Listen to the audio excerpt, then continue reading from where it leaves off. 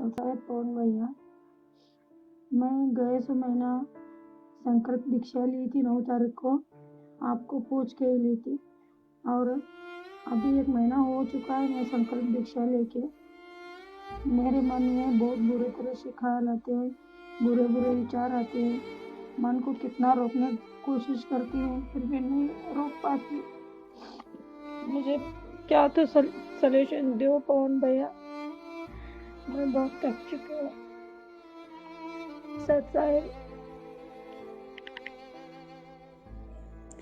सत्साई बहन जी आपकी बातों से जाहिर होता है आप परमेश्वर की बहुत अच्छी आत्मा है।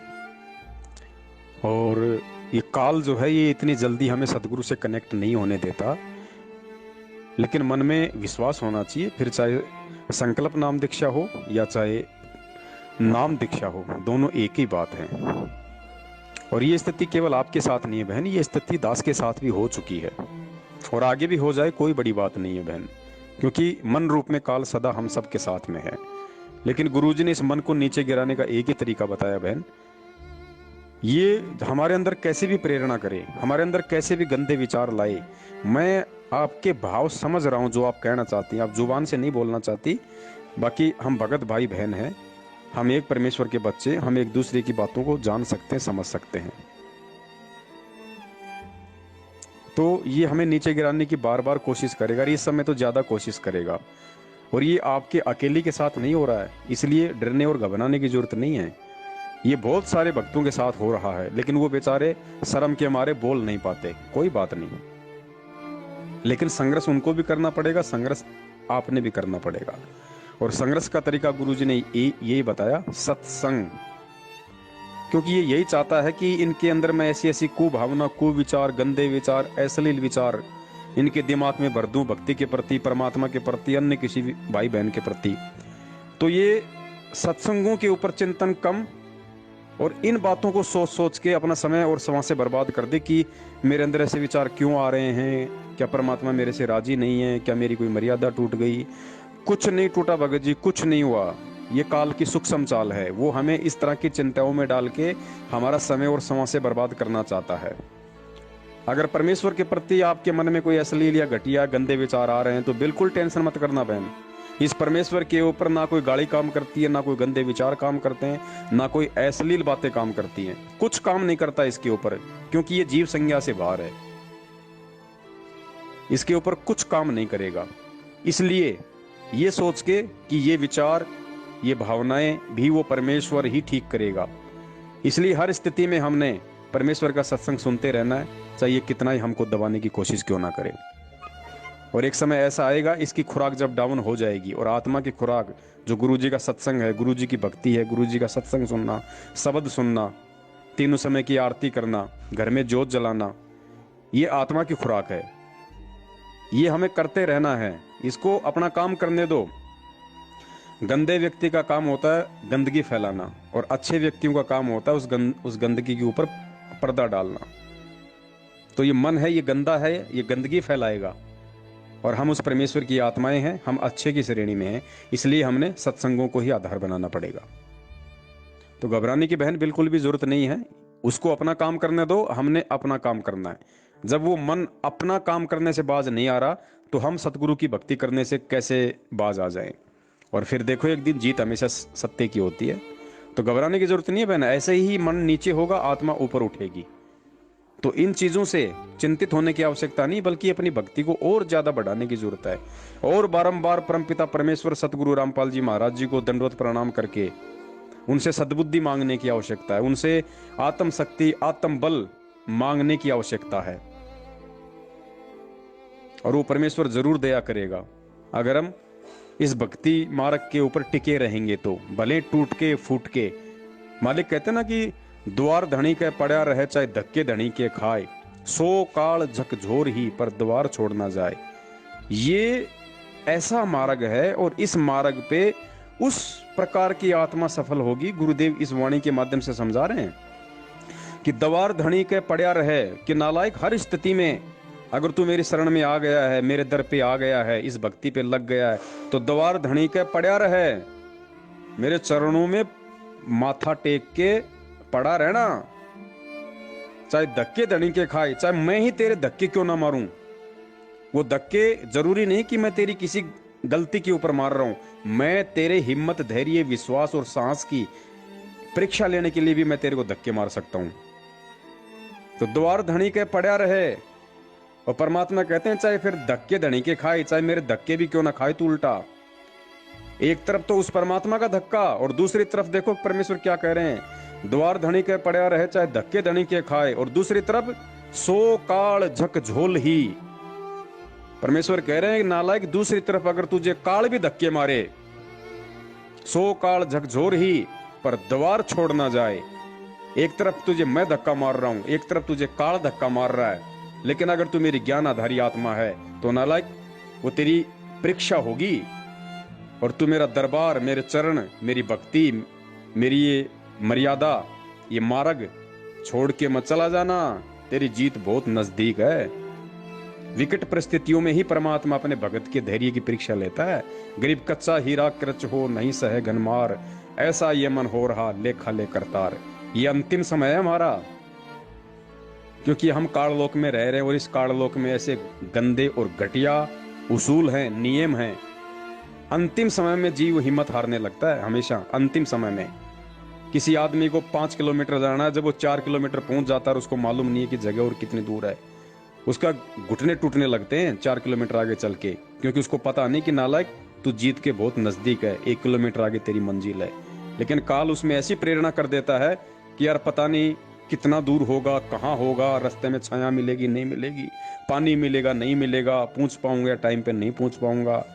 लेकिन उसको पता नहीं कि जब तू हताश हो, जब तू निराश हो, जब तेरा मन तुझे तोड़ने की कोशिश करे, तो उस समय सोचना कि तू जीत के बहुत ज्यादा नजदीक है। तो हर स्थिति में हमने इस परमेश्वर के दरबार में, इस परमेश्वर का कुत्ता बन के इसके चरणों को चाटते रहना है। चाहे किसी भी स्तर पे हमें कोई भी तोड़ने की कोशिश क्यों ना करे, चाहे हमें कोई ये काल भगवान परिवार वालों को निमित्त बना के, समाज वालों को निमित्त बना के, रिश्तेदारों को निमित्त बना के, नौकरी करते हैं तो बॉस को निमित्त बना के, प्राइवेट काम करते हैं तो कंपनी वालों को निमित्त बना के, रोड पे चल रहे हैं तो वैसे कोई गाड़ी मार दे, कोई धक्का मार दे, किसी भी तरीके से ये हमें तोड़ने की कोशिश करेगा इस समय साम दाम दंड भेद से, क्योंकि ये इसको मालूम है कि ये मेरा जो खाना है वो मेरे मुख से छीना जा रहा है। तो बहन, हर स्थिति में हमने ज्ञान को आधार बनाना पड़ेगा, और ज्ञान ही हमें भक्ति मार्ग पे जीवित रखेगा। आज सतगुरु हमसे दूर बैठ के यही परीक्षा ले रहा है, सिर्फ ज्ञान की। 27 साल कम नहीं होते। 27 साल में अगर गधे को गीता पढ़ाई जाए तो श्लोक बोलने लग जाएगा टक।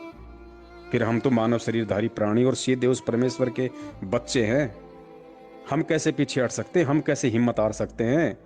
27 साल से अनवरत वो परमपिता परमेश्वर लोगों की गालियां खा रहा है, 2 बार जेल चला गया।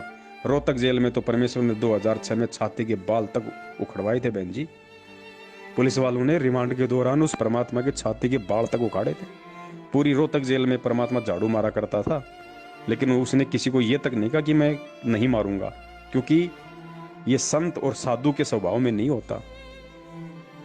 तो बहन, उस परमात्मा ने हमारे लिए इतनी कुर्बानियां दी, हमारे लिए, हम जैसे नीचों के लिए, गंदे नाले के कीड़ों के लिए, जिनकी कोई औकात नहीं, पड़ोसी हमें पूछते तक नहीं, रिश्तेदारों में हमारी कोई इज्जत, कोई औकात नहीं, और वो सारी सृष्टि का मालिक हमें इतना हमें इज्जत दे रहा है। सत्संग में कहता है कि मैं तुम्हारा गुलाम बन के, मैं तुम्हारा दास बन के भी मैं चाहता हूं कि तुम भक्ति करो। अब क्या बता रहे परमात्मा, हम कारवान हो आए, मैला पे ऊंट बताए। हम परमात्मा खुद कहते हैं हम सतलोक से, अमरलोक से सतगुरु आए, रूप धरा कारवाना, और ढूंढत ऊंट मैल पर डोले, और बुझे साहब आना। कहते हैं सोचल सीधर मैं करूं। पुण्यात्माओं, एक पुण्यात्मा के लिए जैसे वेद बताते हैं कि वो परमेश्वर अपने ऊपर रहता है, वहां से गति करके आता है, अच्छी आत्माओं को, दृढ़ भक्तों को उनको मिलता है, उनको उपदेश देता है, ज्ञान देता है। वो परमात्मा कबीर जी हैं, और किस प्रकार वो भटक रहे हैं अपनी आत्माओं के लिए। अब एक जीव को काल के जाल से हटाकर सतमार्ग पर लगाने के लिए मालिक ने कितने कष्ट उठाए। पुण्यात्माओं, कुछ आंख खोलो। उस परमात्मा को हम बहुत युगों से दुखी कर रहे हैं, अब समय आ गया यहाँ से निकलने का।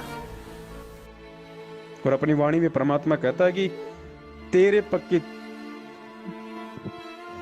पक्की पावड़ी और मेरे तन का चाम, कि हे प्यारी आत्मा, अगर तू मेरी भक्ति पे लगी रही तो एक समय ऐसा आएगा मैं तेरे पे इतना प्रसन्न हो जाऊंगा कि मैं अपने शरीर की चाम उतार के उसके चमड़े, मैं उसके जूते बना के मैं तेरे को पहना दूं। मैं अब क्या कहें भाई, अब क्या वो परमात्मा हनुमान जी की तरह के छाती फाड़ के दिखाएगा कि मैं ही कबीर हूं और मैं ही तुम्हारा असली बाप हूं और मैं ही सतलोक से तुम्हें लेने के लिए आया हूं।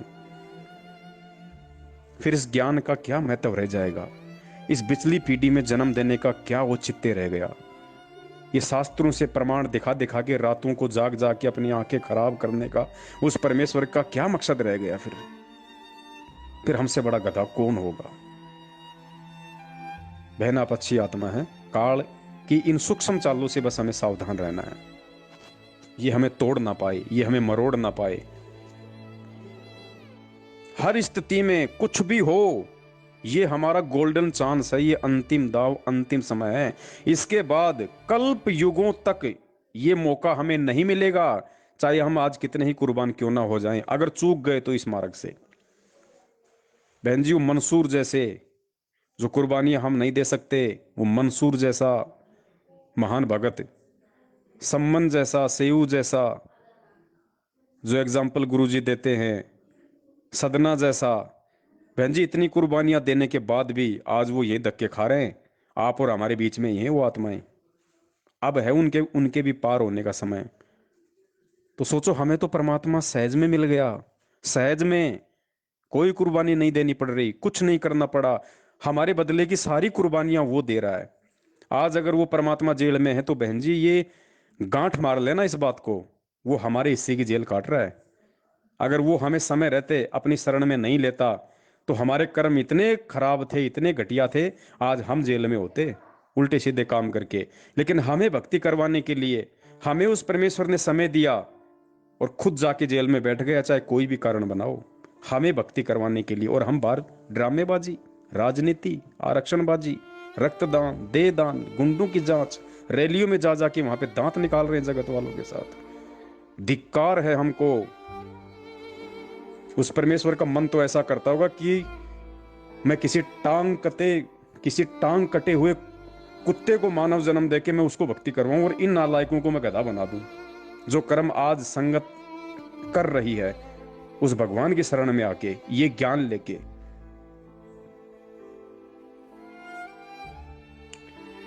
बहुत सारी बातें बहन, समय नहीं इतना, इसलिए दास निवेदन करेगा, आप टूटना मत बहन। ये तोड़ने की कोशिश पूरी करेगा, नहीं टूटना नहीं। और टूट गई तो फिर बहन जी जुड़ोगी नहीं। ये एक अंतिम चांस है, इसके अलावा और कोई भगवान नहीं है, कोई भगवान नहीं है। और आने वाले समय में तो दुनिया इसके चरण चाटेगी। और आज अगर हम जरा सा भी त्रुटि कर गए तो कल को हम उन आने वाली आत्माओं के सामने गर्दन सीधी करके खड़े होने लायक नहीं रहेंगे। वो कहेंगे, गधो, नालायको, नीचो, कमबख्तो, इतना ज्ञान। और प्रत्यक्ष धरती पे तो उस समय तुम्हारे वो भगवान था, आंखों के सामने तुम्हारे भगवान था और तुम मौका चूक गए। हम बोलने लायक नहीं रहेंगे उस समय। और आज दृढ़ रहेंगे तो कल को दुनिया सैल्यूट मारेगी कि ये है भगत, ये है वो महान आत्माएं। इन आत्माओं को परमेश्वर ने चुना था अपने समकालीन संघर्ष के लिए, एज एग्जाम्पल बनाने के लिए कि भगत हो तो कैसे हो। तो देख लो बहन, आपको कौन सी कैटेगरी में रहना है, नीची गर्दन करके खड़ी रहने वाली कैटेगरी में, या आने वाली आत्माओं के लिए आपको एक उदाहरण बनना है कि भगत कैसे होते हैं। निर्णय आपके हाथ में है। सत्साय, जय हो बंदी छोड़ की।